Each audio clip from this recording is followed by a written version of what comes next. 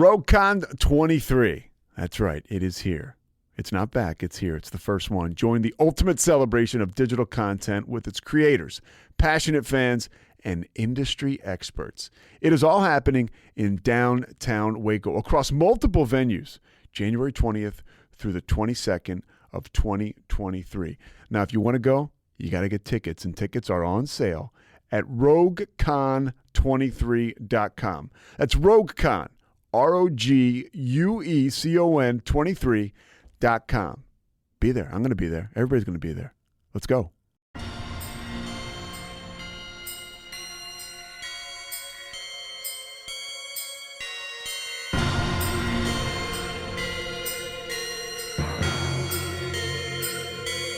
BooBaes.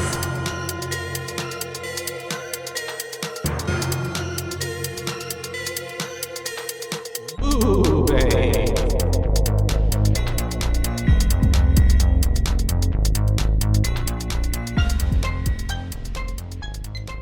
Hi. Hello and howdy. And welcome To BooBaes. BooBaes, that's BooBaes. right. And we are your hosts. I'm Caitlin. And I'm Joshua. And we are here to talk to you about a cult classic today. Yep. One that I'll admit, on my way here, I was telling Mike the studio door was locked. You're triggered. And I couldn't get in. Mm-hmm. And then like every sound on the street was like making me be like, fuck, the Something's- power line's going to go out and then it's going to hit this window and then it's going to stab me. And then I saw a car coming like while I was driving, obviously, because it was the road. Yeah. And Well, death can get pretty creative sometimes. I know. Especially In Final Destination. Final Destination. 2000, the OG. Directed Yeah. by James Wong, Stephen Quayle, Yep. and Yep. David R. Ellis. All of these three great minds came together to give us a really good movie, like a good horror movie, like a fresh, yeah, I feel like pretty fresh idea. Yeah. And I hadn't seen anything kind of like it before. I hadn't known until today when like looking it up and stuff, like to write down who directed it and stuff, that the original script was written for an episode of X-Files. Oh, really? Yeah, I had no clue, but Yeah. watching it today, I was like, It sounds about right. yeah, I was like, this is 1000% something that could have happened in the X-Files. And instead of Shrek and whatever his name was, it should have been Mulder and Scully. Mulder and Scully. That could have been good. I only remembered I've- Shrek's I've- name I- because his I- name was Shrek. I haven't seen much of like the X-Files before. So, but I've seen a couple episodes. I but loved the this X-Files. sounds very much like up that alley. Yeah. Mhm. The X-Files was like one of the not comfort, but it was like kind of like a family show growing up that we would be like, okay, X-Files is on. We'd watch it. Wow. And then also Yeah, I can see that. it was like a comfort. I rewatched it in college. And so I would just be like, I'm having a bad day. Turn on the X-Files. I've seen a few episodes recently. And it's really cool because now I see like how it's referenced so much in other things, and I'm like, oh, I get it now. Yeah. Yeah. It is neat. And that is a TV show that there was one episode that had a bowling alley or something. It's like Goosebumps but for adults. Yes, it basically is. And there was like this dead person in the bowling alley or something, like a ghost or an alien thing. I don't know. But I think of it every time I'm in a bowling alley. I think that is a good Which piece is of at art. least like once a year. Because, you get reminded of it. Yeah. Yeah. So it stuck with me. And that was one, I haven't seen that one since I was a child. We'll have to find it. Yeah. We'll get it like, Because I guess I didn't completely finish the series when I was rewatching it in college. I mean, there's a lot of seasons, right? Yes. There's a lot of seasons. I'm looking up right here. Bada being 11 seasons. Yeah, that's that's too many. Yeah, 11 of them spanning. Well, that's spanning pretty long from like 93 all the way right before we were born. That's super cool. All the way up until 2016. Yeah, that's or forever. Damn, yeah, that's a long time. Yep. Well, that's crazy. Even like just thinking of shows like that Grey's Anatomy show, like it's gonna be like it's been on for like forever. That one, I think they're gonna end it finally, but it needs to stop. they're ending it this year, I believe, or with this next season. I think every time someone's like, "Oh my god, you haven't seen this," I'm like, "No, that is way too big of a commitment." But we'll see. I cannot get into that. To Meanwhile, start now, I'll watch an anime that has the first season has 75 episodes, so that's fine. but they're like shorter. They're shorter. Yeah. They're only 25 minutes. So it goes by fast. So it doesn't feel as if like you're investing a whole like hour of your time on just one thing where you can fit in like 3 or 4. Exactly. Mm-hmm. Exactly. This But movie was just over an hour and a half. Yeah. Pretty easy. It went to by get pretty through. fast for me. It did, yeah. I watched it free on Tubi. Oh, you did? Yeah, but I mean it had commercials. Uh-huh. I rented it for $2.99 on Amazon. Yeah. Okay. Yeah. I went the Which Tubi was route. cheaper than most of normally the Amazon rentals are $3.99. $3.99. Yeah, it wasn't too bad. It just it would have like one here, and then every once in a while would put like 3 ads, and then put another one. So shout out to Tubi. Yeah, Tubi. Sponsor us. Tubi. Yeah, like you said, it's pretty digestible. If you haven't seen it before, the premise is just basically people are supposed to die. They do not die. They escape death. Death comes after them. Yep. You cannot escape death, basically. That's the tagline. And can we just talk about how I only thought there were 3? I stopped paying attention after 3. I was like, 3 is still my favorite. 3's a trilogy. 3 is my 3 favorite. is just right. Final Destination film. There's 5, and then there's another one that's going to be coming out soon, I believe. Oh, okay. Because you had said there were 6, and then I looked it up, and it said there was only 5, and so I was like, what? But then I figured we'd talk about it now.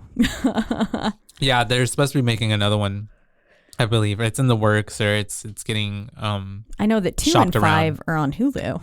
Yes. Which is confusing. Why there? And why only those 2? And I don't like how number 4 is called The Final Destination when clearly we have Final Destination 5. Yeah. I just don't. I don't. If you're gonna stick to, like, if you're trying to build this huge thing catalog, know when to stop. And then if you're not intending to stop, don't name it something so final. Yeah, literally like putting the in front of it makes it seem like it's the last one. Is it the final? Capitalize the? No. Okay. No, just like capital T H E. The Final Destination, and then there's Final Destination 5. Yeah. Oh, so silly. And I think, if I'm not mistaken, Final Destination 3 was the roller coaster. The roller coaster, and I think back in the day it was like promoted as like Final Destination 3D, like it was in 3D. I think in some that's theaters. Right, because I think the DVD had like those little glasses, the little 3D glasses with the blue in and it. the red. Yeah. And I think if you had like the specific kind of television, I remember I had to watch it at my friend's house. And then it was really fun. It had a choose your own ending DVD feature, which was really cool. You could basically like choose to stay on and watch yourself die. Yeah. Or you could choose to get off, and I think maybe have like a few more options of like how you end up dead. Basically, it was like those treehouse books, the Magic Treehouse books. Would you rather get impaled or shot? Yeah, it was really fun. Pick A or B. It's like how nowadays they have those like story life apps where it's like games where you like, do this person do this, I used or to this make person do fun that. of my students who would play those games. And then one time I downloaded it and I was like, oh yeah, fuck, this is really addicting. I was like, I'm gonna marry this goddamn prince. No, I've played one before. I've been like, so I know you the can gist of only it. get the good options if you spend a lot of money. Oh. And I was like, I'm not going to spend money on this. So I didn't know then that. I had to choose. It was like, do you want to get dressed up super cute to go to the beach, or do you just want to wear a hoodie and sweatpants? And it was like, pay 5,000 middle coins. option. Yeah. I was like, why can't I just wear like a one piece? Yeah. Or something. You need to send a comment to the creators of the app, an email. Give us a normal middle ground that's not just something completely off the wall. You're either trash or you're like, it was like class. always hoodies and sweatpants. It was like, do you want to go to the ball in this gown or hoodie and sweatpants? And I was like, no. Aww. Can't I just wear a simple black dress? Yeah. Something. Come on. Man. Anyways. Was it a free trial? No, it was like the main thing. You could play it for free. But you would have to like spend the money to get if you wanted to have choices that made any sense at all and to get the guy to actually fall for you, you had to pay money. Dish out the money. Yeah, and I wasn't willing to at the time. I mean, I don't blame you. Yeah. Fictional life. It's not even real. Yeah, it's not. Yeah. I don't somewhere though, you are married to a prince. Yes. Somewhere. But yeah, this movie has some pretty familiar faces. Excuse me. I'm drinking some ginger ale, so it's like the burps. Ginger. But it has who is it? Devon Sawa, Ali Larder, From so many things. Yeah, Resident she's been in a lot of things. Yeah. On television and film. Tony Todd, who is obviously a Candyman. And then we have some other people that I feel like I've recognized. Kerr Smith, he's been in a few things that I know I've seen. Sean William Scott, dude from was American Pie. American Pie. And then we've got I don't know if I've ever seen Terry in anything before, but the other people, everybody was kind of pretty recognizable. Sean William Scott. Yeah, he was probably, him and Ali Larder and Tony Todd were probably the three that you most like recognize. noticeable. Yeah. Wendy Christensen. Devon Sawa, I know, is Wendy like Christensen? I don't know. That's why I was like, I don't think I've seen her. This must have been probably in one of the a sequel. Yeah, okay. Because she has been in a lot. Who are Mary you talking Elizabeth about? Winstead. Oh, Mary Elizabeth. She's the one in the third one. She's in the third one. Okay, that's what I thought. And I was like, she definitely was not in this. Yeah, no. Oh, and the teacher, Mrs. Luton. She looked familiar, but I can't place her. She did. I called her hot teacher at first, and then she became a fucking bitch. Yeah. Sorry. What was she? What did she say? Get away from me. You give me the creeps. Yeah. She was in Black Christmas. Interesting. Hotel Oklahoma. No clue what that is. But Space, is that like Space Odyssey? Space Above and Beyond. 1995 through 96. I don't know. She was also in Final Destination 5. Oh, maybe they brought her back, called her back. Or she could have just played a different character. Yeah. She was in Lady Bird. That was an interesting movie. I skipped on that one. I didn't watch that one. Yeah. Was Saoirse Ronan, right? If that's the girl, then yes. Yeah, the younger girl. Her character honestly annoyed me. I don't know. Oh, speaking of things Does that annoyed me. That also had Timothée Chalamet, yes, right? It did. Mm-hmm. And I finally watched the new Texas Chainsaw Massacre. Oh, the one on Netflix? Yeah. It wasn't good. No. I watched it on New Year's Day. So, of course, I was a little hungover. But then there were some broken bones. And then whenever he was going to make the new face, I was like, I'm getting nauseous. It wasn't, I didn't really enjoy it too much. The The social was really commentary dumb. points, I didn't really like. Yeah, No. the whole rewritten of it all, like, it like not having the like family a part of it, just like some grandma who like took care of an orphan. It just didn't. It wasn't. Yeah. No. Yeah. I didn't like it. It's a little too much liberty there with changing up the story. Sometimes a story is good, and if you want to redo it, you can redo it. But maybe you just stick with what's already what's good. Been proven. Tried and true. Yes. Yeah. Because as we see, when you do a shot-for-shot remake of like The Hills Have Eyes, it's well received. Yeah.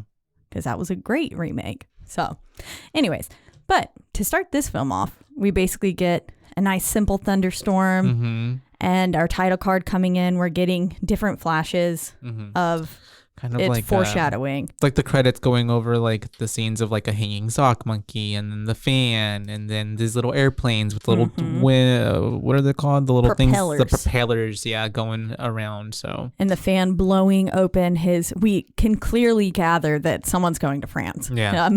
From just the first little bit because there's a got the passport. Tour France. Yeah, and the passport the and tickets. Plane ticket and then one of the France books is being like blown to pages of torture. Yeah. And evil. And so we have all of that happening. We have our main person, Alex, is in the bed. And then at this point, he hears a voice kind of, right? He hears a woman's voice and say his name. It's Alex, which I believe is Claire. Claire's voice, which is just, but I thought it was his mom. I was thinking it was Claire, but maybe it could have been his mom. Yeah, I thought she was waking him up. Probably. And then he gets up and then we have him getting ready and talking with his parents about the trip that he's about to take. Yeah. And he tried to leave the ID tag on, or the old luggage tag, and I was like, I'm pretty sure you can't do that. Yeah, I don't know. And he said something about it being good luck or else the plane would crash or something like that. And his dad's like, well, I'm still here. Yeah. And then it's like, and he's like, you've got your whole life ahead of you. And I was like, well, actually, Dad, yeah, he doesn't. No. And Mom, you just killed him by taking out that luggage she tag. pretty much jinxed him. It's all Mom's It's fault. all the mom's fault. I'm gonna trace it back to Mom. She actually was. This was her way of getting rid to live a new life. What if She cursed a spell on the plane. a good idea that they could tie it back to the original is if they had it be like a prequel essentially where it's the mom storyline and she's going through all this shit and then she ends up surviving and having a baby boy and then we find out at the end that it's actually Alex and then death has, because she keeps avoiding death has come for Alex. That would be really cool. But and then it just ties into the first movie. Give us but royalties. Actually they did do that. Not like that, but they did on the, I think the 5th Final Destination. It is a prequel and it ties into the beginning of the first movie. Oh, okay, Yeah, cool. yeah. Yeah, I haven't seen. So totally Perfect, retcon obviously. all of that and do our storyline. Yeah, ours is better. But yeah, so we have all these signs happening, essentially just kind of making it seem like something bad is going to happen. Something eerie is going on. Yeah. There's like an omnipresent force. Yeah.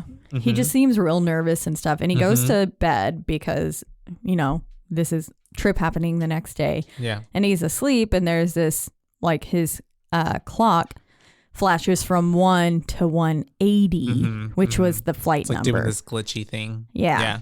And then we're at the airport, basically. Everybody's getting dropped off, all the students. It's this whole senior French. I don't know if it was the whole senior class, but it was the whole French class. French class, yeah. Yeah, which was a lot of them. I think it was like 40 students or something like that. That was a lot. Yeah, it's a big ass class. It is. Well, they did have 2 teachers, so maybe it was like That's true. two classes, like 20 and 20. That makes sense. But they are all getting off. We have kind of seeing some of the students that we're going to see throughout the rest of the movie, like Billy, Carter, Terry. Carter being a fucking asshole. An asshole, which he is throughout the whole movie. Yeah. And then we have Todd and Todd's brother's dad like giving them cash and being like, this is for both of y'all. And he's telling Alex like, hey, take care of both of them. And that's kind of like our bye-bye to the parents. And then we have them, I guess, getting ready. They're in the, what's that called? Terminals or waiting seating areas? Yeah, they're in the terminal. And they're at the gate and they're, that's whenever Todd... Or what? Well, some guy gives him a pamphlet that says death is not the end. That's right. And then the hot teacher comes through and don't harass my fucking students. Yeah.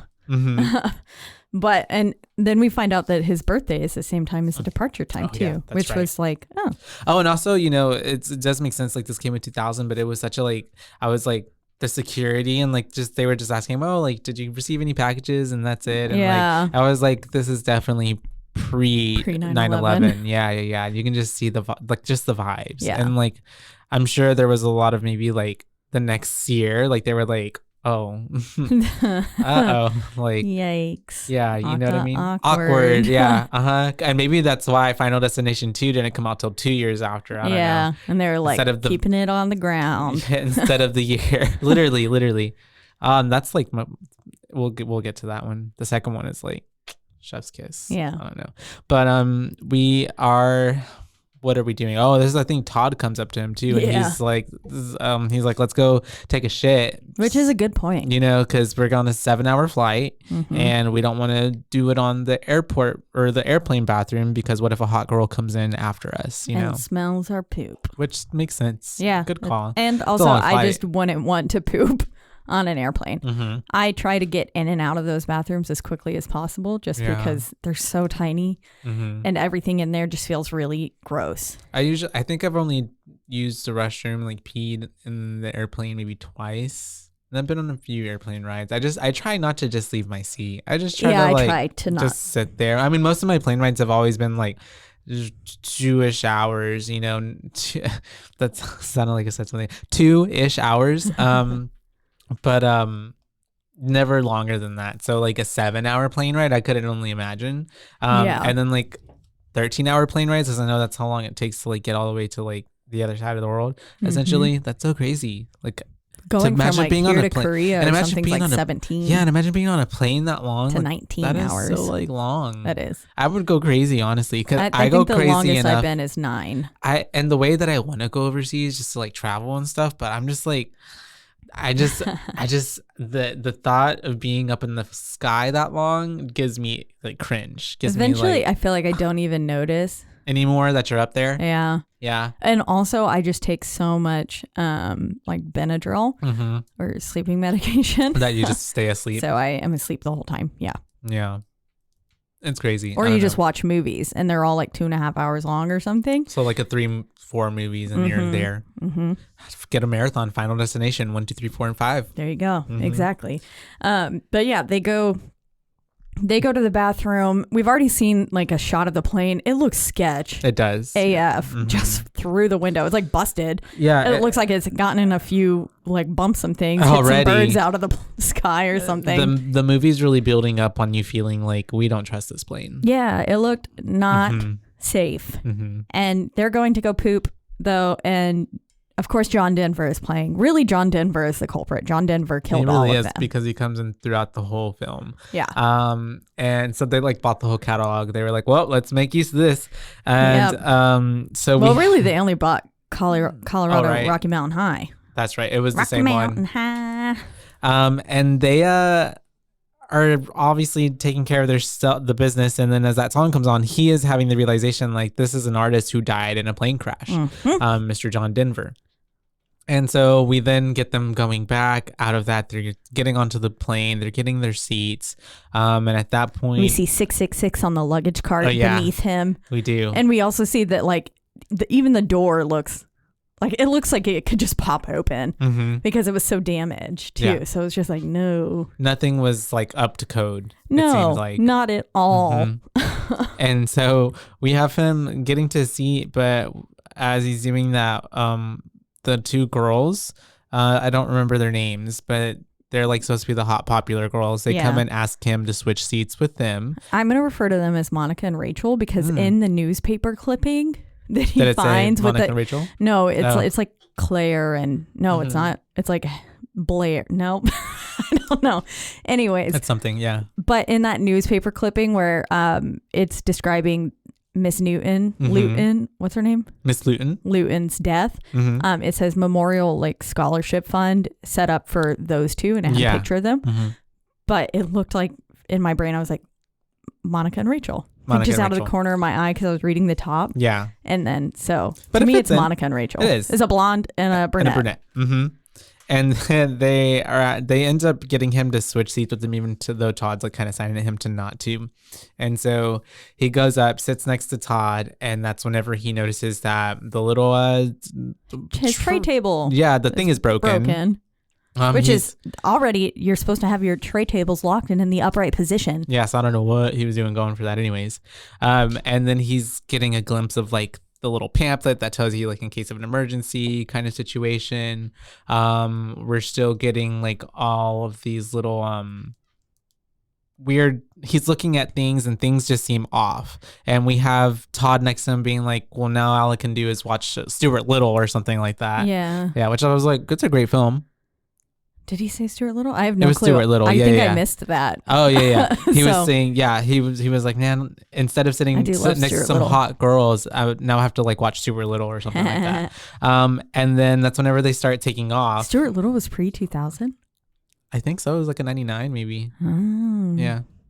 That's a good film. It had to be relevant for them to say. And it was in New York. Oh, was it? I'm pretty sure. It does take, yeah. I think it does New too. York. Yeah. Some metropolitan area. And so we do have them lifting off. I think after Billy even just had managed to get on the plane, he was a little late.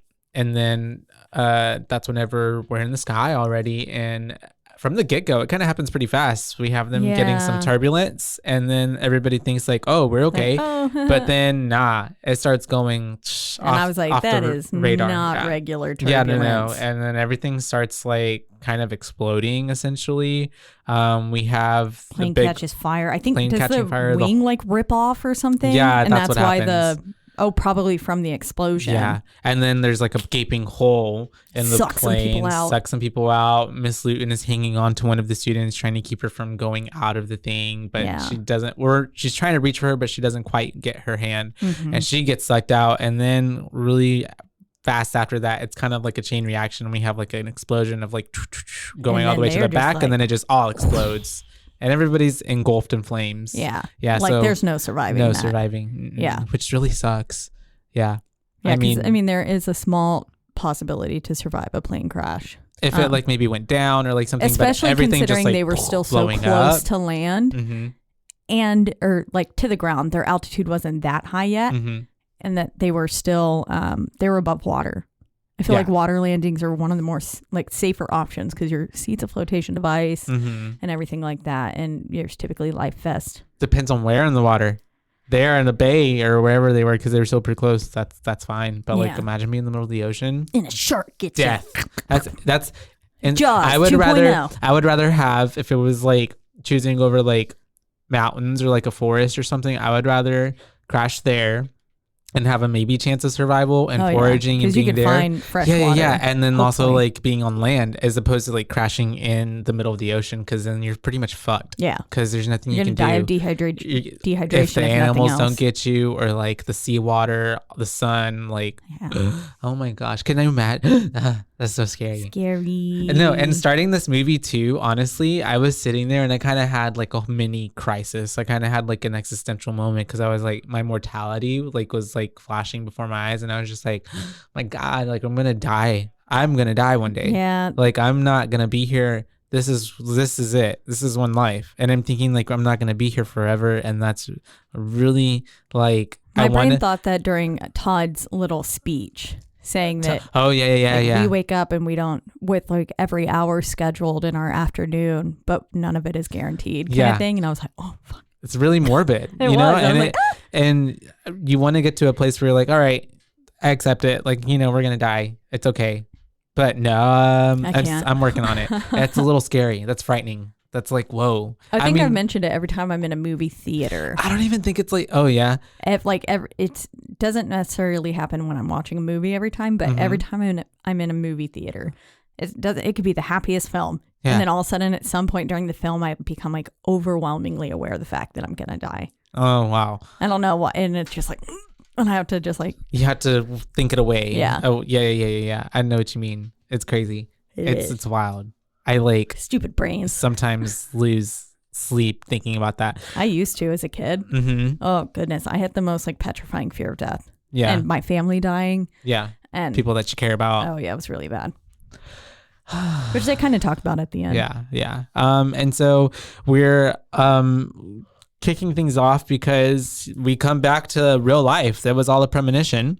He was like having some sort of dream. He basically wakes up in the middle of everything he just saw. And the hot girl's asking him, hey, can we switch seats with you? Because we really want to sit together. And he's like, what? And he's like, this is rightfully weird. So. Which he goes to up there. He's like, yeah, sure. He goes, and as soon as he's looking over at the seat that he's supposed to take, he notices the exact same thing. The little tray thing is broken. And at this point, it doesn't take much. He's freaking out already. He's like, you guys, the plane is going to explode. Yeah. And, you know, obviously, if someone started yelling that on my plane, I'm off. I would get off too. And I'd be like, you know what? I don't care if you're just playing a joke. It's a hoax. But I'm going to not risk it. I'll take a bus. Yep. I'm canceling the whole trip. Yep, exactly. I'm not even getting on the next flight out. Nope. Like, that's already like a sign. Go home. We can go home. This is wrong. Yep. We will take this trip once I forget about this experience. Exactly. Yeah, he gets off. At this point, I didn't know any of their names. So then I was like, poop guy follows, which is Todd. We have Carter getting thrown off because he was the one who picked the fight with him. Yeah, I said dickhead and his girlfriend. Weird Terry, cute girl. And which was Clear. Which I'm like, for the life of me, why couldn't they just call her Claire? Claire. I thought it was Claire at first, and I thought I was just hearing I thought it was like a Jersey accent or something. No, it's Clear. Like literally Clear, because her name is Rivers. So Clear Rivers. Yeah. That's horrible. It's horrible. Just call her Claire Rivers. We get it. It's still punny. You don't have to be so like on the nose of Clear Rivers. I would change my name. Honestly, it burgs me. It burgs me. Bergs. It burgs me. It makes me feel just like, ugh. And so we have them all getting kicked off the plane. And Miss Luton follows with the other teacher as well. We have them coming off the plane. They're all in their like whatever waiting gate area. We have Billy can't get on because they're not letting anyone else on the plane, and the teachers have to decide amongst themselves like only one teacher can go right now. And Miss Luton was gonna go, but then that teacher is like, you know what? No. Or she tells him like, you're good with the French stuff. You know it better, so you go ahead and go with them. The whole time he was speaking in French. So. And that really ties in with her. I feel like emotionally wrecked because he was like, you go. And she was very insistable, like, no, you go and I'll catch up later. And I feel like she probably later was like, I killed that man. Yeah. You know? Well, and because she does say that. She says something about her kind of sending him to his death. And she forced him to get on the plane. It was like, no, you didn't. You didn't, and it's not her fault, but I mean, it's of very course, understandable how she can feel like the survivor's guilt in that essence. Oh, definitely. Yeah. And I mean, of course, she couldn't have actually known that was really going to happen. Yeah. Because, I mean, even if I did hear it and choose to get off, I don't know if I would still be like, well, that plane's definitely going to blow up. Yeah. Like, I would still be like, okay. I'd be like, it's your decision, but you can go. Yeah. As opposed to being like, no, don't go. I believe this kid. Yeah, exactly.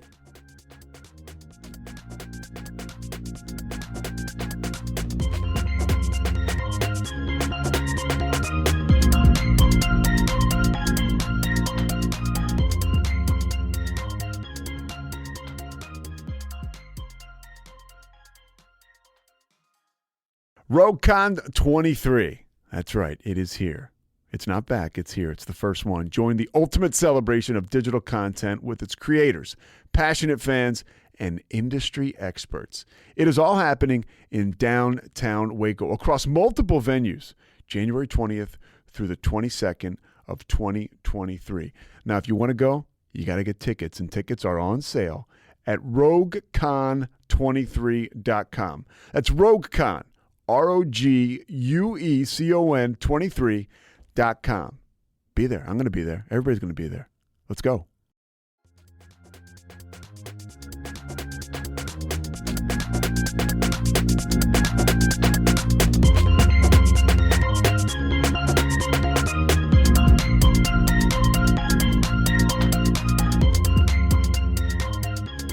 You ready to go back in?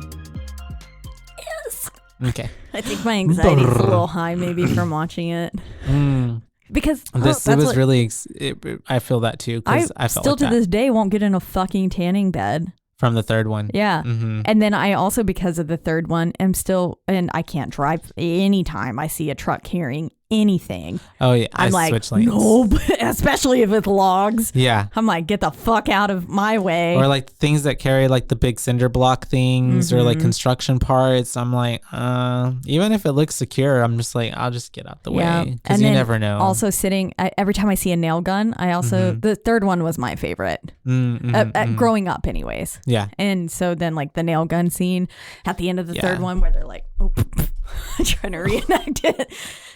And it's like, yeah. I'm like, oh, and then I get that intrusive thought that's like, you try it. It doesn't hurt that bad. I can't. Ooh, it's a nail gun. You know, I've kind of always wanted to do the thing. Where you staple your hand? No. Oh. Where you like step on a nail and you let a nail go through your foot. Because some part of me, for some reason, doesn't think that it hurts that bad. Oh, it does. Like how bad? I've had a rusty nail go like halfway through my foot.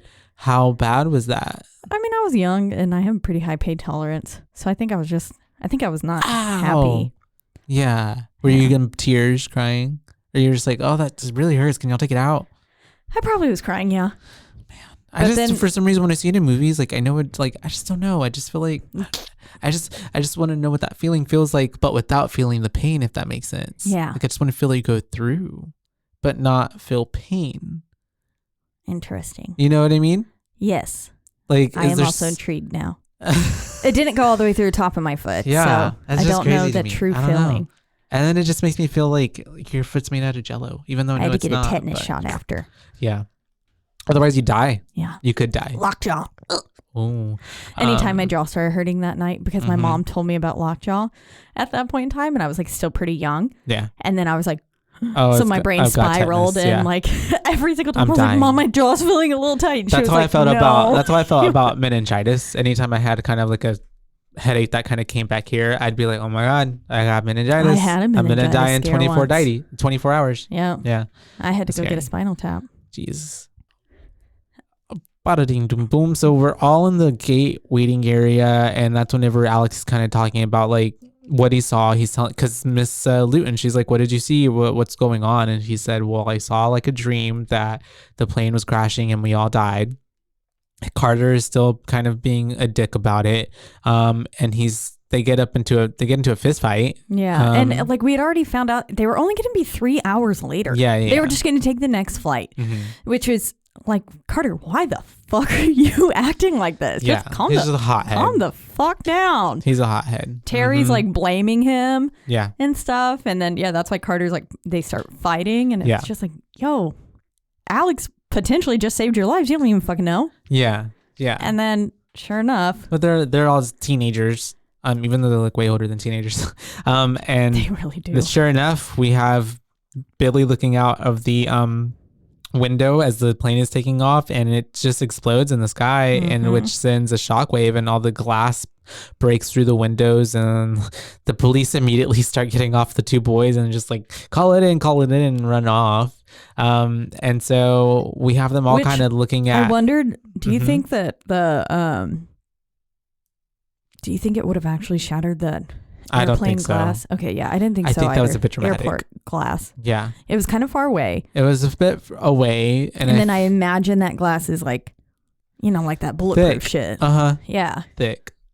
I don't know, some type of commercial glass at least. But I think that was a little bit dramatic, and I think it was just more for us to like be like, oh my God. But obviously they're all looking at Alex like, geez, okay, that's weird. What the fuck's happening? Yeah. Yeah. And we have they're obviously taken in for questioning. Yeah, they get taken into the like waiting areas. They're waiting for the parents to come pick them up, and they're getting interrogated by the FBI because it's obviously pretty weird that Alex says the plane's going to blow up, and then what happens? Plane blows up. Yeah, exactly. So he's trying to figure out why they got off the plane, and everyone's just saying, well, it's because Alex, the fight, and then they're asking the individual students, and then they're asking Clear, like, why did you get off? And she's like, well, I saw him and what he was saying, and I believed him. Yeah, exactly. Because she was just like, she truly believed like the fear that he had in his eyes. And this is where we get those two FBI agents that should have, like, I guess were originally supposed to be Mulder and Scully, but we get Shrek and other dude. Yeah. Shrek is the not main investigator, but obviously I only remember his name. Yeah. Because it's I didn't even remember the Shrek name, honestly. I don't even think I ever. Yeah, his name was that. Shrek. Shrek. Agent Shrek. And I was like, and I think Shrek came out the following year. Yeah. And so we have all the parents coming in finally. But it's a little sad moment because Clear has no one come in for her. I know. I was like, oh man, no parents for her. Yeah. That's really sad. And we have them dropping. Clear went and took a ride with Alex and his parents. I guess they might live close to each other, probably a street or something over. And so she gets dropped off, which is also really weird because she's like, thank you. And then kind of lingers there like at the door, and she's just like, and then closes it. I was like, she's so awkward. She is. Yeah. And she did a great job of playing that.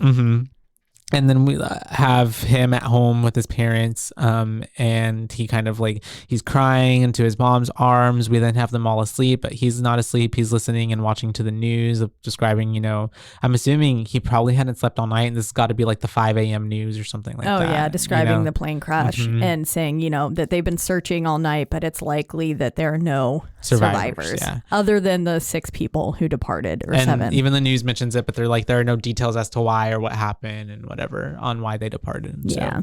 So we do have the lightning striking outside, and there's a storm, and he goes and looks through the window. Even with the water and stuff, they were talking about how there was like oil fires on the water too.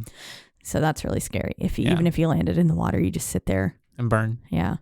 I mean, I guess you could go under the water and swim till there's no fire, and then get out. But hope it's not like, hope you can hold your breath that long. Yeah. So. And I mean, even in the moment too, like, who knows what to do in that moment. You know what I mean? Fight. I think I would almost rather die. Just take me out now. Yeah. I don't want to struggle. Because I also wouldn't want to be in the water in the dark. Yeah, that's really scary. Because that's really scary. Especially not being able to see what's underneath you. Nope. Yeah. I went snorkeling once and I had a panic attack. Yeah. After seeing the little world that was down there, and I was like, nope. This is scary. Yeah. My body was like, And then the water was cold too. And so then I was just like, I hyperventilated. How was the waves for you? Was it chill? In the water or on the boat? In the water. I guess water. both. I don't know. In the water, it was okay. I didn't notice too much because like once you have your head down, I got off at the second stop and actually snorkeled. But whenever you're in the water, you're like swimming and you don't really notice. Yeah. But when you're on the boat and stuff and it's just sitting there and like, so then whenever I got like only 2 minutes in or something, the first round, I had to go sit at the boat for a long time. Yeah. And I got kind of seasick. Yeah, no, I feel that. I've been snorkeling before, like in the water off of Miami, the Keys areas over there in Florida. And like going down there, the water was really like strong that day, choppy. And so like I was just like having a hard time like keeping my bearings, you know? But so that was one thing. But like, yeah, like being in the ocean and like literally looking all around you and like, it's like you can only see so far and everything's just blue. Everything's just like blue, and then it's just like the same thing, but then you see the fish around you and it's really like it's a little scary. It is. Yeah. And I saw a barracuda and it looked so scary because it was just there like so still in the water. I was like, how is it even still?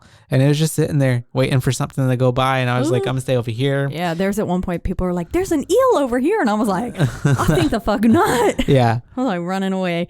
Also put sunscreen on your butt whenever you snorkel because I had a really lovely butt sunburn. That's not cute. You can't sit on those. It's not. It hurt.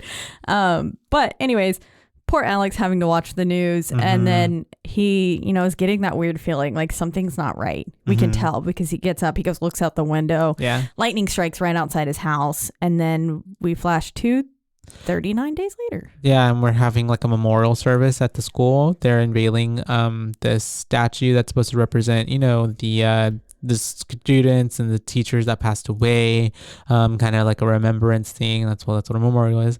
And they're all there about to pass some like flowers, but we do see some like weird like head, like some gazes from like Todd's dad to Alex, and then Alex looking at Clear, and then we have Alex looking at the FBI agents. Exactly. Everybody's just looking at each other. Yeah. And we do have them finally, I think we do have some dialogue between some of the teachers and Miss Luton, and then she's kind of like, she's obviously really messed up about the whole experience.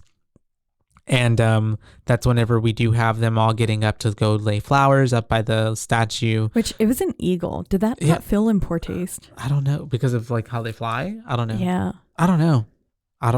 Like their souls are gonna take flight when they die. I don't know. It felt like a little bit. I was like, ooh, we could have picked a little something too on the else, nose. like a raccoon. Yeah. No, I'm just I kidding. don't know. Trash panda. Yeah. I don't know, man. But maybe you're right. An eagle is not the best choice. Maybe something that stays on the ground. Yeah, like but maybe just like were they the eagles? No, I don't know, right? It looked like a little like lumberjack on that little mug she had, or like a George Washington. Oh, that's type. right. Yeah. With those powder wigs. I don't know. I don't know. But I agree with you. You know what? I agree with you. And Carter's being an asshole. Still a butthole to Alex, which they happen to be in line right next to each other. He's like, I'm never going to die. Yeah, he's like, I die on my own terms or something like that. You are, bud. And then fucking Billy comes up and he was like, I couldn't believe He's this. asking him questions essentially because he thinks Alex is like he can see the future. Yeah. Yeah, he's psychic. Billy like seems to actually believe him. Yeah. Kind of, because he was like, well, tell me. He says, I took my driver's test today, got a 70, which is like the low score you can get, but I still passed. Yeah. And then he says, and at the end of it, the guy turns to me and says, young man, you're going to die at a very young age. And it's like, what the fuck? Yeah. What? Your driver's test guy said that to you? Yeah, probably because of his reckless driving. That makes so much more sense. I was thinking that this was a driver's test person by day, and then like psychic tarot reader witchy by night. It could still very well be, but no, I think that just had to be in reference to like because of his poor score. And so he's a really bad driver. No, you're not. And so that's whenever we do have, after that, he's like trying to, am I going to, if I ask out what's her name, will she go out with me? And then Alex is just telling them like, not now, not ever. Like, just leave me alone. Like, I'm not going to do that. And we do have him then finally going up to the little statue of the eagle, and Todd goes up there with him. And that's whenever they're talking, kind of to try and not seem like they're talking to each other, because as Todd is mentioning, his dad still feels a little bit weird about Alex, because his brother died in that plane crash as well. And I guess, Todd's dad is just like, he's a witch.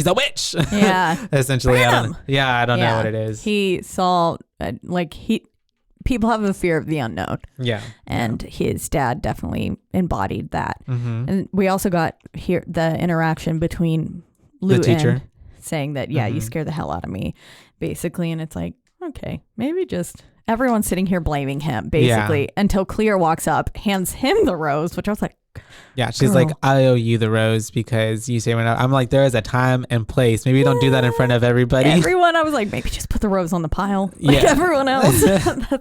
And just thank the boy. Yeah. Seemed a little weird, but whatever. Because essentially, you're still paying your respects. They still died. Yeah, exactly. Yeah. They still died. You're alive. Great. Mm-hmm. You can tell him that you're thankful for him, but don't give him the rose. That's fucking weird. And I love when the boys are talking as well, and even Alex is like, hey, I don't want you to take this the wrong way, but like, I miss you. Yeah. It's like the no homo before no homo. Yeah.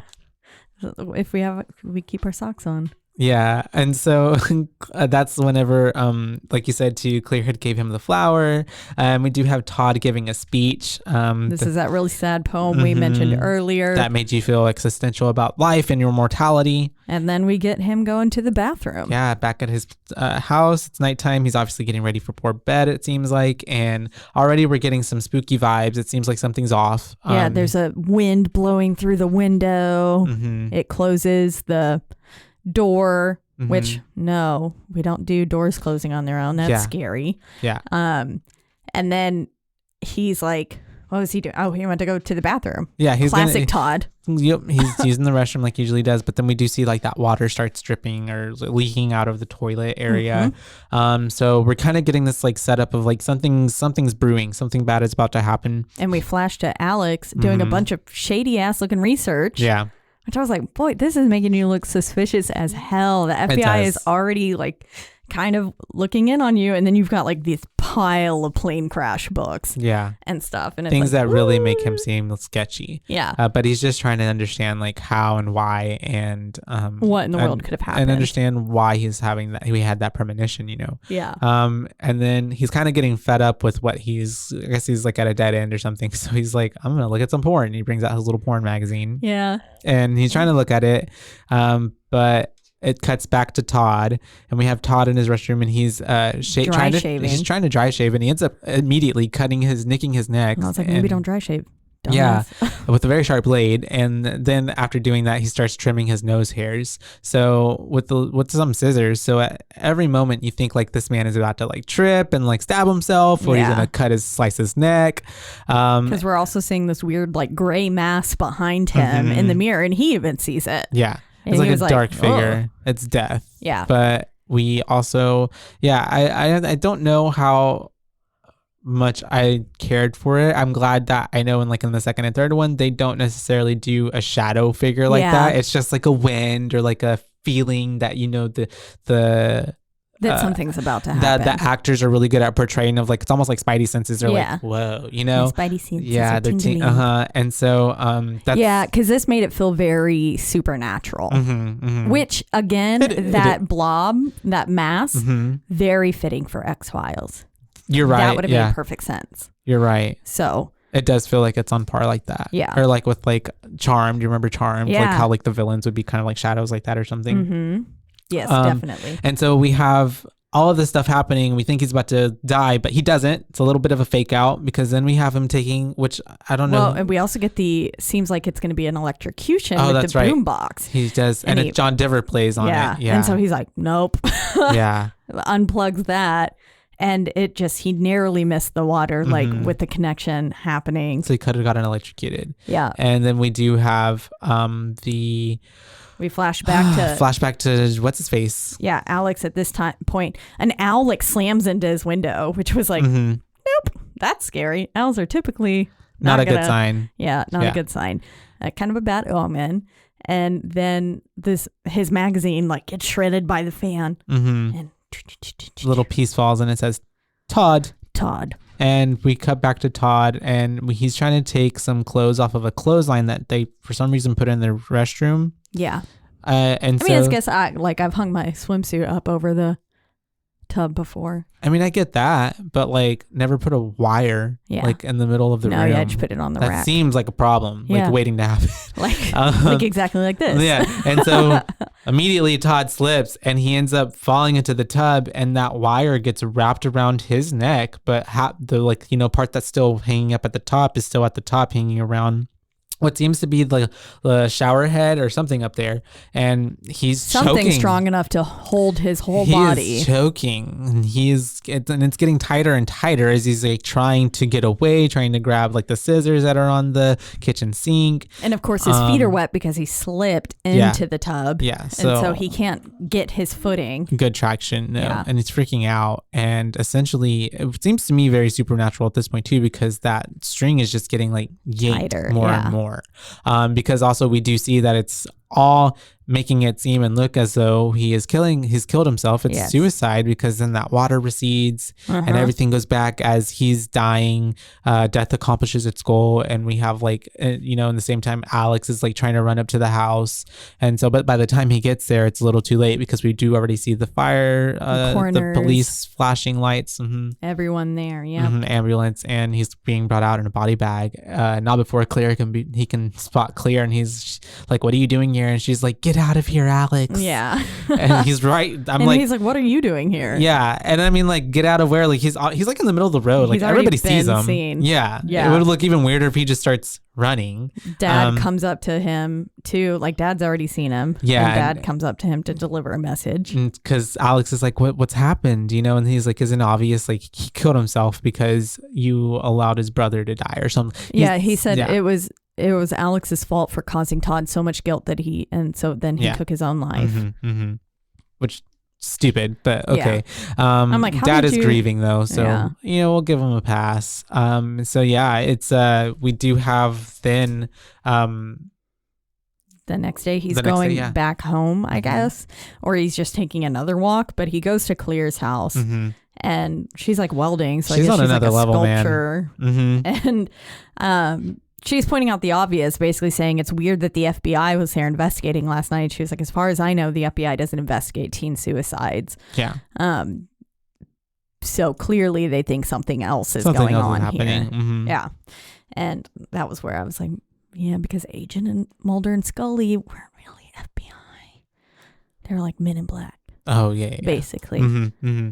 And so we do have them talking, and Claire's like on a whole nother level of just like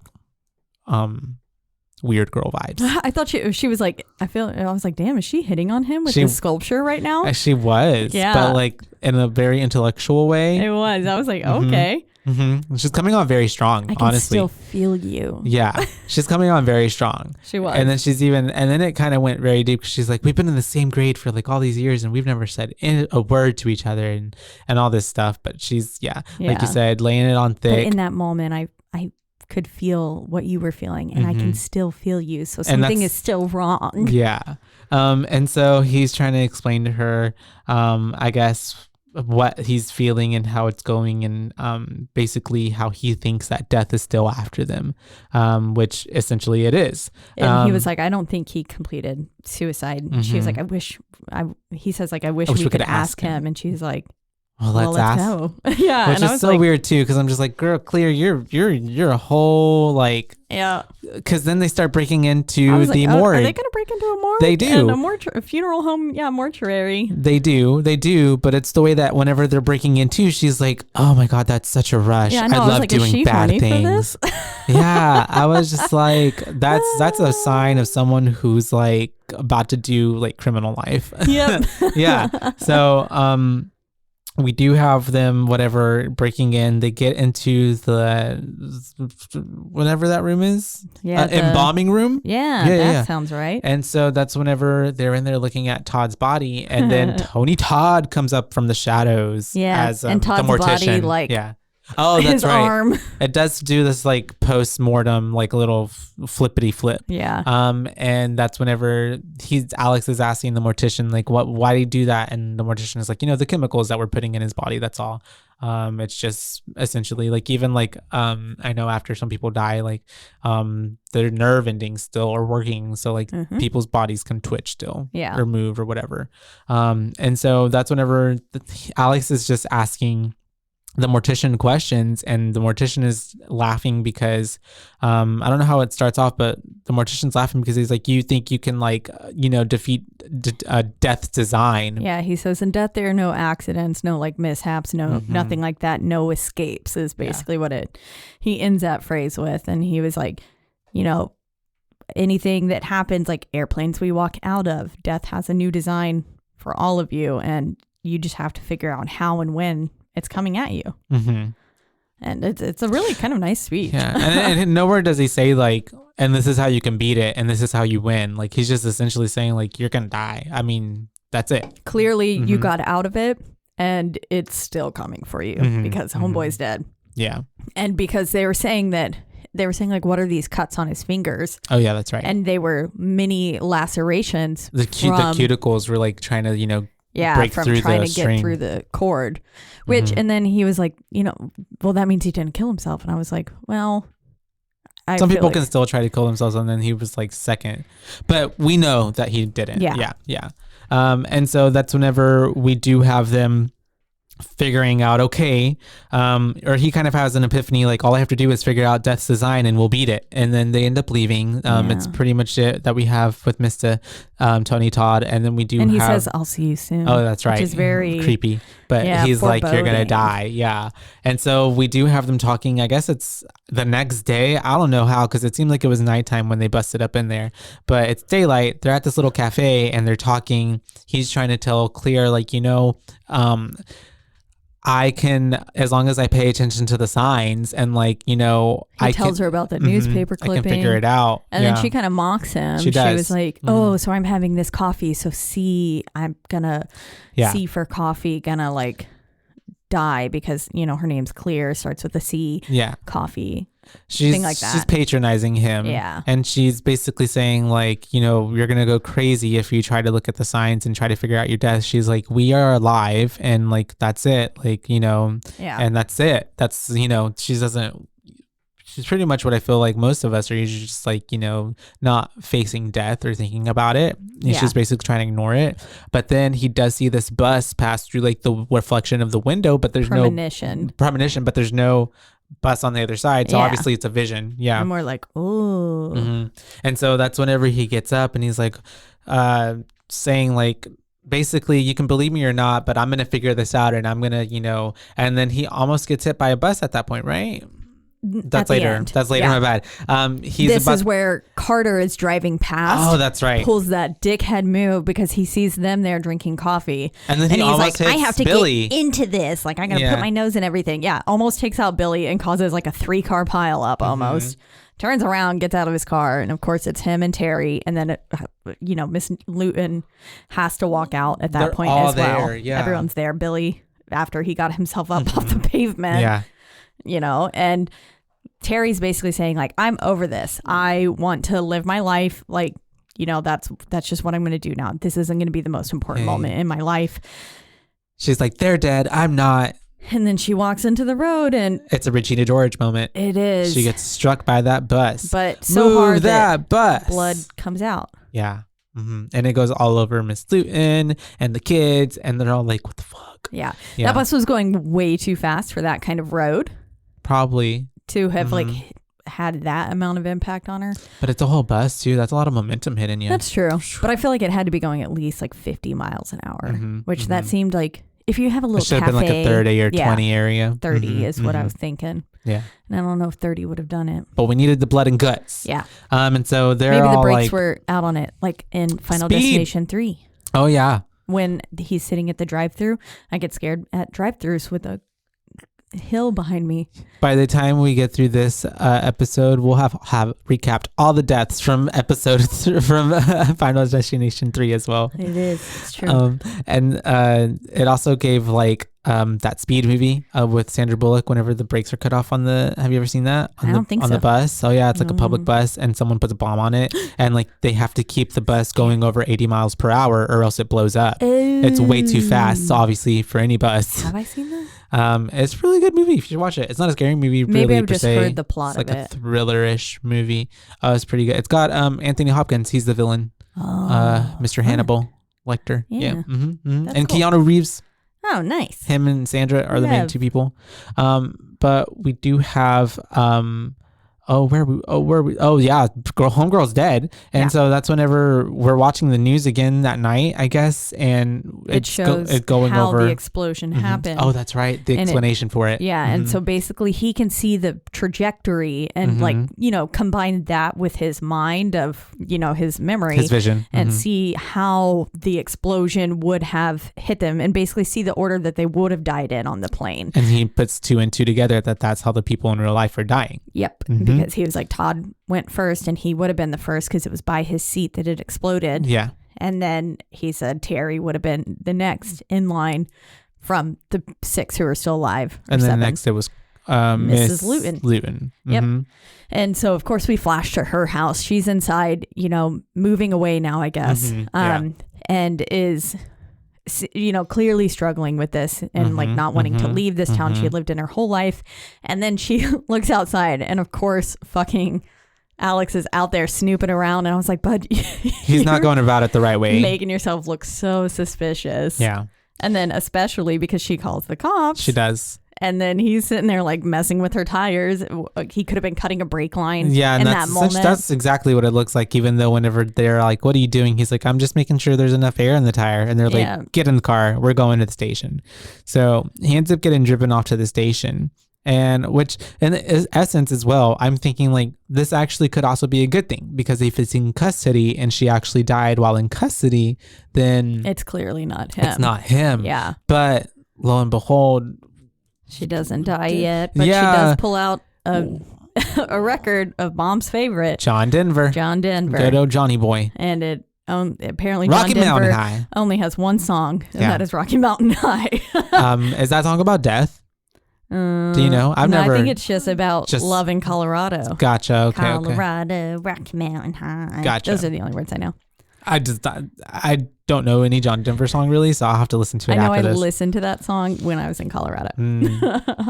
But maybe I shouldn't play the song because I don't want to die yet. Yes. And so we have her in the house. Denver's sales plummeted after this movie. Dude, stock went down.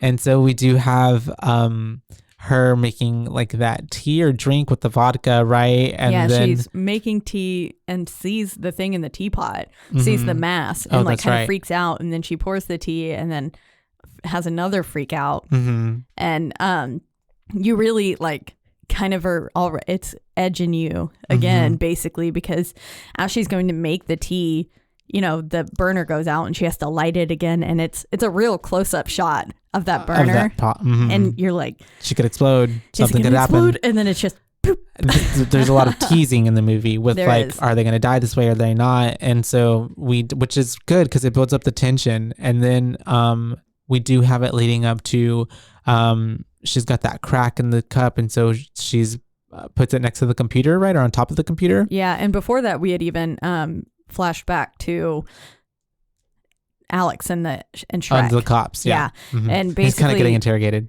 He's saying like, I saw it, and he's saying, this is how it's going to happen, and I wish I knew why I knew this, but and then they were like, I don't know if they said like, could you even do something about it or something? And I was like, could he? Yeah. Like, can he save them? I don't know. And even they're like, look, we thought this was suspicious, but like we obviously know now how the plane crashed, so we don't know like what the connections are here, what's going on, but they're trying to figure it out. But and you're being the pattern, basically. And basically then Shrek says, that kid gives me the creeps. And he said, because I almost believed him for a second. I was like, bitch, you should. Yeah, because they do they do have to let him go because they don't have anything to charge him with. And at the same time, he's then rushing to go to Miss Luton's house, and it's unfortunately too late because we do have the it's kind of a lot. She dies really horribly, actually. She does, yeah, because as you said earlier, that cup dripped. On the computer, yeah. Which I don't understand how she doesn't notice that. Yeah, I don't either. A, when the ceramic cracked, I would have noticed. Yeah. And then B, like, it was dripping hardcore. It wasn't like a little drip, drip, drip. It was drip, drip, drip, drip. Yeah. It was a pretty solid line of vodka. And that drips into the computer, causes a hard wire to go. Starts sparking up. And it explodes, catches fire, and then, like, it explodes. The window breaks. Which then puts a shard of glass right in her neck. Yeah. Which is not good. She's obviously freaking out. She can't talk. Losing a lot of blood. Mm-hmm. And she's trying to get her footing, but she ends up... She's like slipping in her own blood right in front of the kitchen and then by the sink and the counter. And then she starts to reach for some freaking And of towel. course, at this point, everything's already on fire because she left a nice, perfect trail of her vodka dripping. That's right. That the fire came right to her. Yeah. And so her whole kitchen's on fire too. And we do have her trying to pull this towel off of what's on top of, they're on top of the knife holder thing, you know, that wood block. Yeah, that always holds knives. And she pulls it and all these knives fall and poor teacher just gets impaled by these knives, especially the main one, right? Yeah, it was like the biggest one was right in her stomach. And I thought that towel was going to catch fire at first. Every time she was kind of waving it around. Yeah. But it doesn't that to happen. Yeah. And then at this point, we do have Alex walking in, which is just like, oh man. At this point, I'm thinking like, Alex, you deserve to go to jail for this. Because you're making yourself look so bad. Because he then goes in, he's trying to save her. And as he's trying to save her, there's an explosion and a chair falls like over her and ends up impaling her with the blade even more. So she's dead at this point. And he grabs the blade. So out of her. His fingerprints are all over the blade, out of her, over her body. Of course, trampled like through her blood. So he's got bloody footprints all over the house. He tries to run out. He makes it just in time to get out, be seen by Billy, who just happens to be riding his bike by, and Billy's then everything always in the mix. And then we have the whole house exploding. Yep. Boom. So we have him, Alex, then getting up and running away. At this point, I was like, bro, they're all treating you like shit. Like, just let them die. Yeah. They're not going to fucking believe you. Yeah. Like, fucking come on. They're being rude as hell to you. I don't know. And so we have Alex running away, and then it cuts to clear, and it's almost seems like she's about to go meet Alex up, but she ends up meeting up what's his face, Carter and Billy. And he's like, why are we meeting at the school memorial thing? Carter's trying to carve Terry's name into that. And I'm like, bro, your pocket knife and he can't even do it. And they're asking her why she wanted to meet up with them, and she says that she wants to find Alex, and because Alex knows who dies next. Yep. And it'll be beneficial for all of them. So they do go to, like, I guess the park or wherever they're at. I think they went to the bay where the accident happened. Oh, okay. Gotcha. And they were searching for him, and it doesn't take long for her to find him. Yeah. She finds him, and they have this pretty sentimental talk about like, you know, is there a special place where everyone gets to keep on living, basically. We get her tragic backstory with her father dying and mother marrying a dickhole. Yeah. And basically not wanting a child, so she lives on her own. Yeah, which I was like, how? Yeah, I don't know. If you're not, I don't know. I was like, that seems like CPS, but whatever. Yeah. And so that's whenever we have her, like you said, she was being vulnerable. They end up going back to the car. They're all together and they're all kind of talking about the whole death and everything that's happening to them. And so then Carter is just like, who's next? And Alex doesn't say, but it kind of is, it is kind of unspoken, like it's Carter who's next, and that's why he's not saying. And even Carter takes it as like, well, it's gonna be me, then let me go out by my own terms. And he starts like freaking going like, what? And Alex even says, what does it matter? We're all on the same list. And at that point, Carter goes, really? And it was like, yes, really, you dumbass. Yeah. And then that's when he was like, yeah, well, let's just all go out now. And why prolong I'm it? gonna go out on my own terms And and start speeding, about going, to kill them all. doing not just them, maybe other people, because he's being really reckless, driving through the whole city. Billy cracked me up. He's like, I fucking hated French class. Yeah, he was the comic relief for sure. And they end up getting all the way up to out of, I guess, like city limits, and they're over some train tracks, and while poor all choice they of were words. driving over there, Alex had a like kind of premonition of the seatbelt ripping, and then also a train approaching, and the window reflection again of the car. Yeah. And so then they're obviously telling Carter, stop the car, stop the car. Poor choice of words, because he ends up stopping it right on the freaking train tracks. Yep. And he's like, oh, he'll tell me to stop the car. Yeah. And so we do hear the freaking horn blaring from the train coming. We hear it on the tracks, and so they're all freaking out. We have Billy and Clear and Alex getting out of the vehicle, and they're trying to tell freaking Carter to get out, but he's just being stupid and he won't get out until finally the train is getting pretty close. And so he's like, you know what, it's time to go. And he tries to turn the car on and doesn't start, and then he's trying to get out of his seatbelt, but it won't come off. So that's like, whenever, and the car locks him in. And then Alex is like being a hero, and he's gonna go over there, and he tries to pull Carter out, the dude who's been like being a dick to him this whole time. And it's like literally the most narrow, like they both should have died. But I, even with the way that it went, I was like, did they get out? Because the shot that the way that I was like, actually like, it looks very, I was like, clenched close, because I thought they got hit, or I thought that Alex was about to come away with like half a body, you know? Yes, that was my other thought, because it looked like he didn't get Carter fully out the window. I thought he was just going to have a torso with him, which honestly would have been pretty cool. And so they do end up making it. And if it was like a double whammy and we got Billy right after it the same way. Yeah, it could have done a double, but we end up having them surviving. They're getting up. Billy is like freaking out. He's like, you know what? Carter is next. I'm going to stay away from him because they still think that he's next. And he's like talking a lot of shit. He's like, I'm not going to die. I'm not going to die. I'm not going to. And then instantly gets decapitated, because we did see some little shrapnel of metal underneath the train. And cuts his head right off. It was a cool decapitation because it wasn't a clean neck level. It was like right above his upper lip and in between his nose. Yeah. And so he just kind of had this like, or like maybe right at the mouth split. Yeah. It was pretty wild. So he had like a little half head up there. Yeah. And then he falls to his knees and falls over. So that's whenever they're like, OMG. So it skipped Carter because I saved his life, and it went over to Billy. And I'm just like, okay, sure, that makes sense.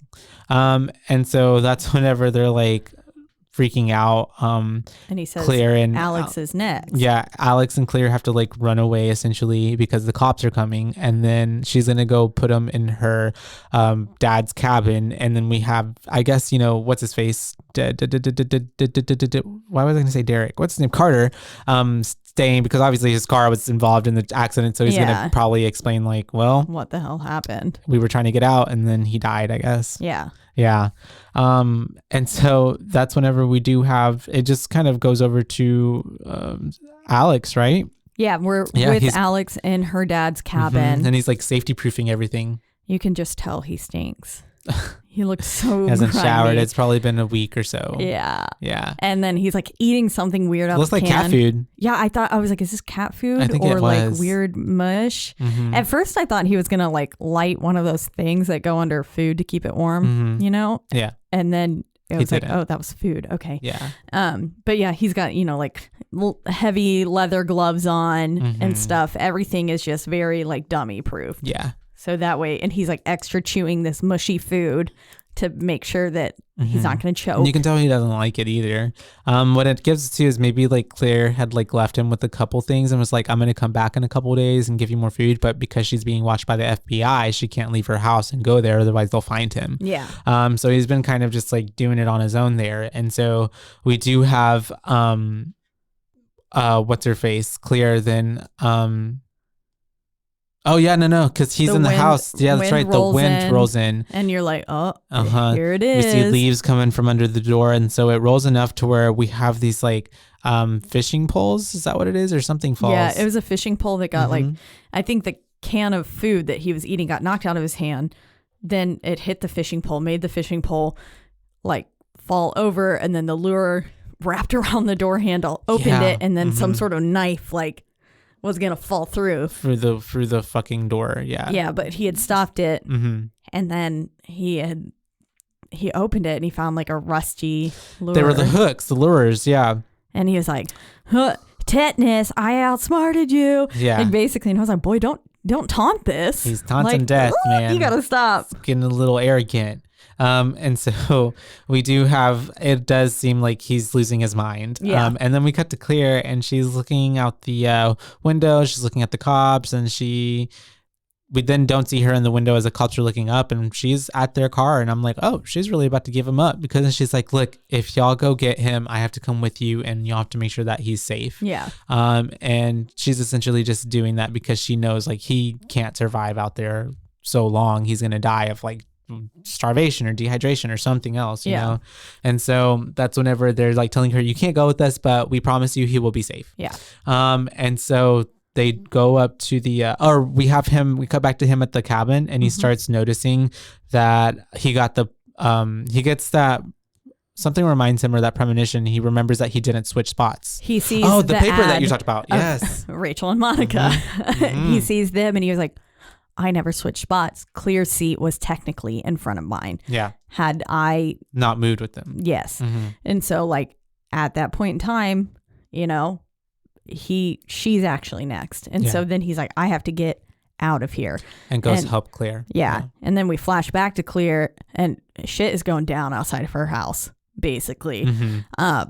There's like lightning happening or something. The electrical thing, and then the electrical wire gets like cut, the telephone wires or whatever. And so then we just got this giant live wire flopping around. Like an electric eel. Yeah. It's all in the air. And she goes outside because she wants to save her dog, because her dog is too close to it in the backyard. We do have her out there trying to get him untied, but it's not coming untied fast enough. And we do have the pool that like got impaled by that rod. Thing, that spinning thing, I guess that was a clothing rack too, I guess, to hang your clothes. I don't know what it was, I don't know. But I was like, oh, this looks weird. like the fan coming back into play at the beginning. That's true, But then it misses her, impales the pool. And that pool is just in itself about to just completely come undone, because it's one of those like, you know, aluminum like put up pools, above ground pool. And we do have her narrowly not making it, because she does let the dog go just in time and runs off away from the water as it's coming towards her, and that electrical current is going, and she jumps onto like those rose garden things. She jumps onto the lattice. There you go. On her house. And Prince thankfully did get away, right? Yes, he did. The dog got away.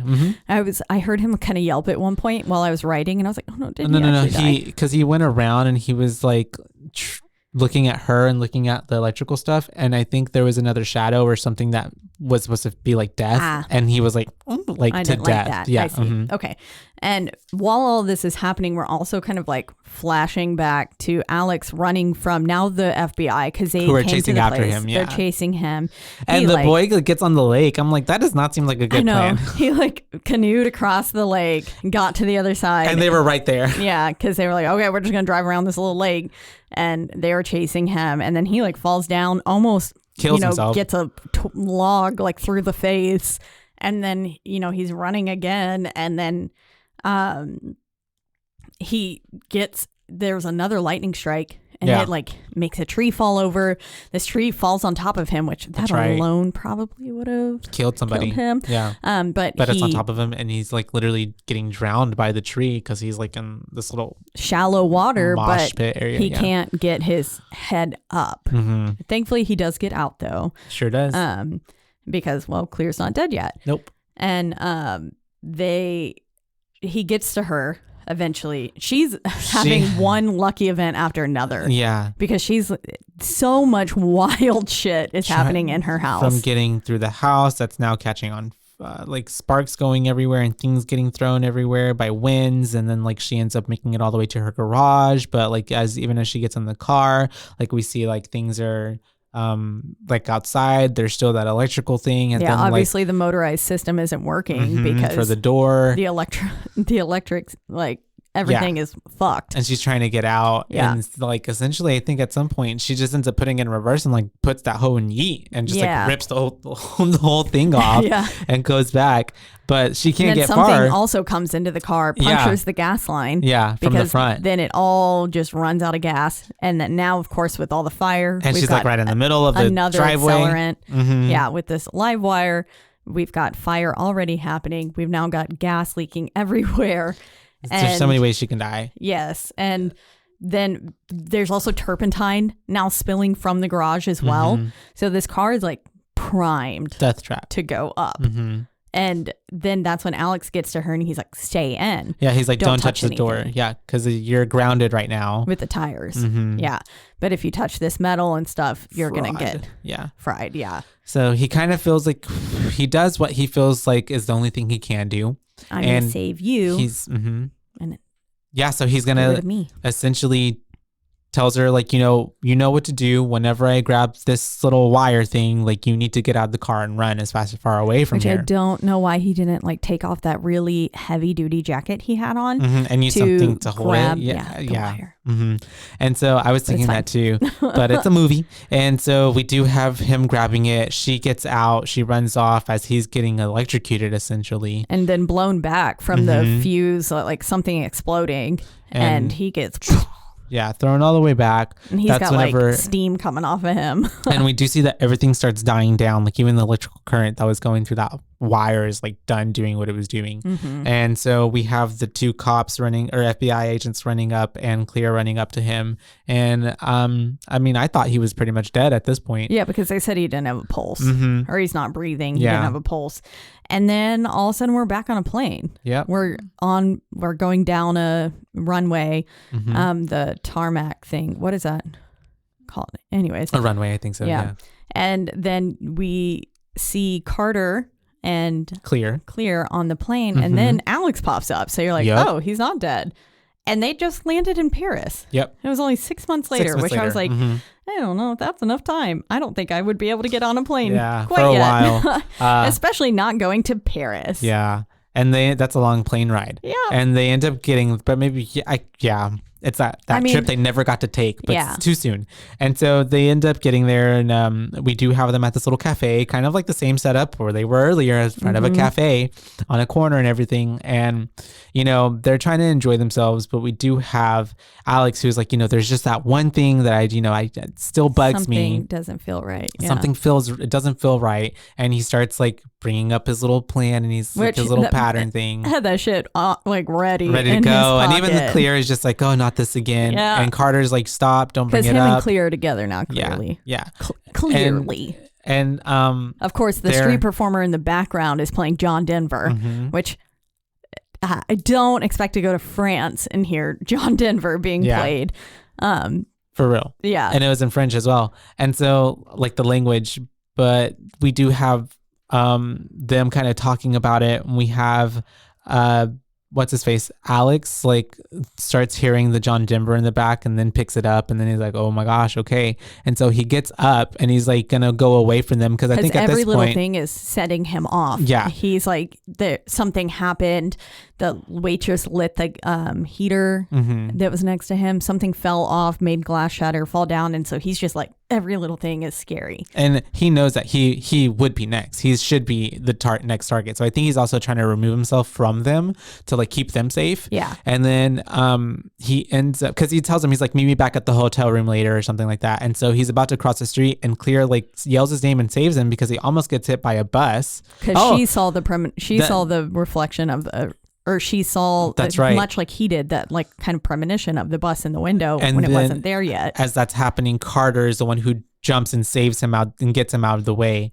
And that's whenever Carter is like, you see, like, if I just saved your life, then like, I don't remember. He said, he goes, okay, well, I just saved your life. And he goes, and then Alex responds, then it just skipped me. And so Carter goes, who's next? And he's like, oh, shit. Yeah. Yeah. And it was like, you, because the sign had fallen. Like Alex, I think, saved himself from the bus. But then this chain of events happened, knocking all of like more electrical explosions, and this big like marquee light fell, and it was like swinging down, and it would have just taken him out. Like, but Carter jumped in the way. That's right. But of course, something that's swinging comes back, has to come back, and it got Carter on the back because it basically was like, who's next? And of course, Carter's back is to it, and we can see it, and we're just like, you. And then it goes to black. That's the end of the movie. Ending. Yeah, I liked that ending. And that is 2000's Final Destination. Yeah, a classic. Pretty good. I enjoyed it. I thought it was a really good movie. I thought that the characters were pretty well written. There was kind of like, the weird girl, the jockey dude, the like classic comical goofy guy. It's like your Breakfast Club. The protagonist. Yeah, Breakfast Club, but make it spooky and all this bad shit happening. Yeah, essentially, even with the teachers and stuff. And, I really enjoyed it. I thought the deaths were pretty cool. They were pretty creative. Especially, I really like the teacher's death, Miss Luton. I thought her death was pretty cool with everything going on. It was really. And I like all the teasing of like when you think someone's gonna die a certain way, but then it doesn't happen that way. I like that too. All the nice little fakes. And for knowing what comes next in like Final Destination 2, 3, and like the rest of the way, it's really awesome seeing like the inception, like the original, like one, the idea of it all and stuff, and seeing how things grow.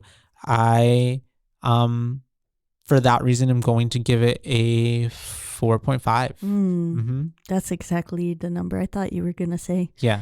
Maybe because that's the number I thought I was going to say. Yeah. I would give it a 4.5 in total boo ratings, booze. I thoroughly enjoyed it. And like, I feel like that's a movie too that I would like, if someone wanted to watch something, a horror movie, and they hadn't seen it, I'd be like, watch Final Destination. It's pretty good. Yeah. It's definitely not a scary one. I mean, it's a thriller and it's a little gory. Well, this one really isn't too much. You don't see, well, I guess Luton's death is pretty gory. I mean, Terry's death, the blood. Yeah. But you don't see her body. And so you just get the blood spatter. Yeah. But yes, all of it, again, really easy to get through. And I mean, it's action packed. We're basically, in the first little bit, we're getting someone dying, and then you're getting multiple deaths back to back to back to back. And there's some there's pretty a death clever every deaths. 15 minutes. Yeah. Yeah. Really interesting ways that makes you paranoid of everything. As they have ever since I've seen them. Yep. And then today my anxiety is a little high because I'm like, oh God, I'm going to die at everything. And definitely a movie like that leaves you with like the lingering of like scared fear. What's going to happen fear next? Essentially is what it is. You know, that's a good horror movie. This is a movie that sticks with me more than other films have. So, and I mean, because essentially, like, what is the thing that I feel like most people are most afraid of? Like, people. There's the dark. There's spiders. There's dogs. There's roller coasters. I feel like death heights. But like death is like the one thing that we can all, I feel like, unanimously are like death, because no matter what, it will come for happen. all of us. Yeah. Which is. I'm gonna throw up. Great movie. But to not disrespect death, I give it 4.5. Yes. And you too?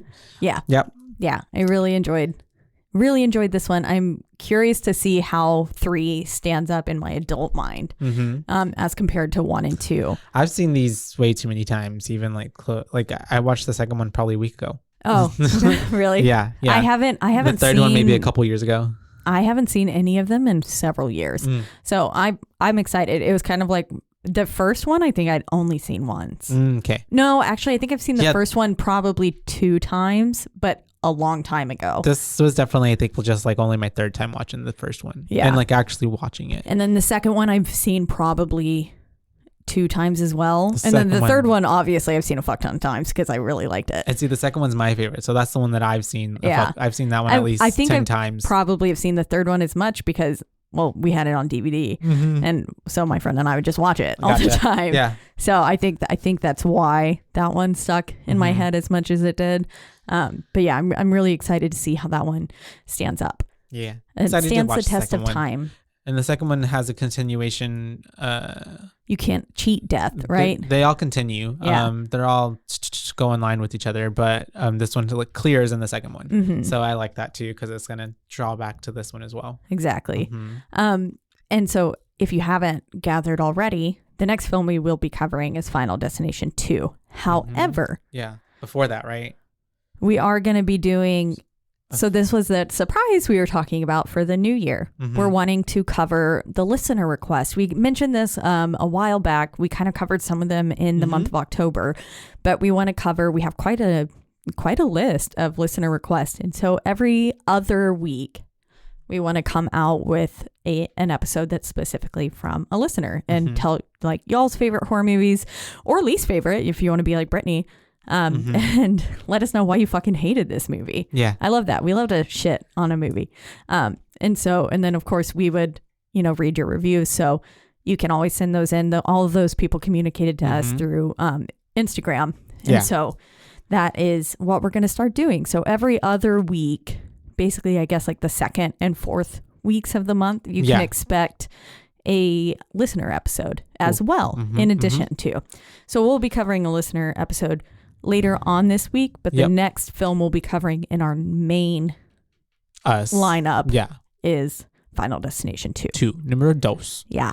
And that will be, like as always, in the lovely Rogue Media Network studios, which we are tonight. Thank you for recording us and sticking it out through it with us.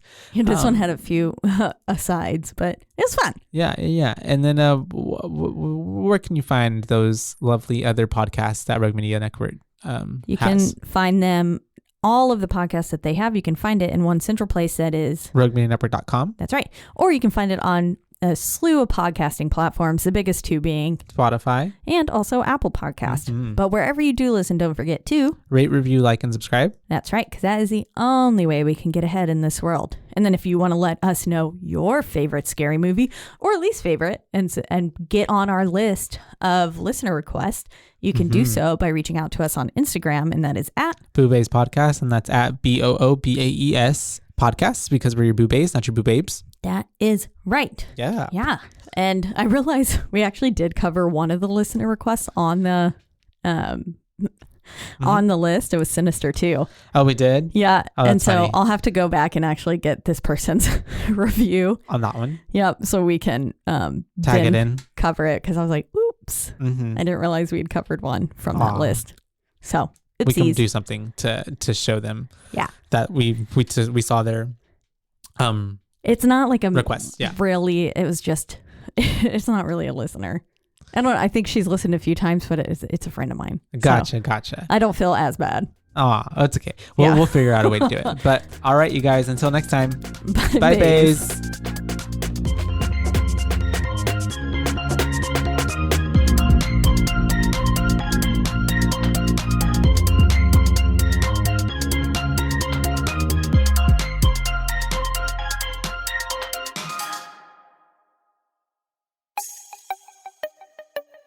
This has been a Rogue Media podcast.